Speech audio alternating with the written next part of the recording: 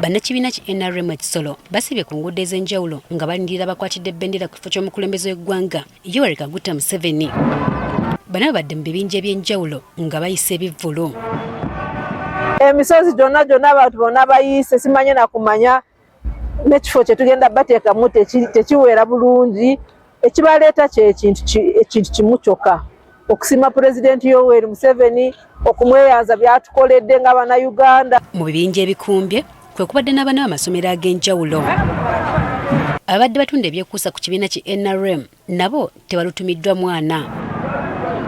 Olw'okuba nti ekitundu kya Kisoro kirimu ebyobulambuzi bingi, bano baagala omukulembeze w'eggwanga okusoosowaza eby'entambula mu kitundu kino. To have tourism roads like here from Kisoro to Nkulingo, from here to Mugahinga.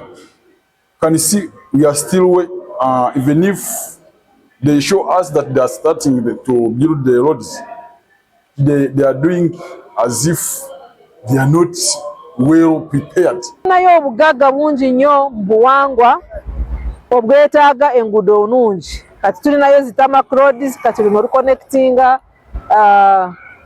Ekongo, tulina wali tamakendale egenda Katuna, tulinamu government enguudo nnungi zatukoledde za tamak. Naye tukyayetaagayo enguudo kyebayita tourism roads. Ronald Tindyebwa nga yamyuka akulira ekkuumiro ly'ebisolo erya Bwind agamba nti newankubadde enguudo ezisinga zikoleddwa naye zituukira ddala ku makumiro gano tezinnafiibwako. We think if the roads are rehabilitated and improved, of course they are going to improve the access to the visitors, but for now they are not the ones that are stopping the visitors, okay, from coming. We are getting good numbers, but we encourage government to improve the roads so that accessibility of these visitors is improved. Museveni olunaku olw'enkya wakubeera mu disitulikiti okuli Kabaale kwosa ne Rubanda ng'awenja akalulu.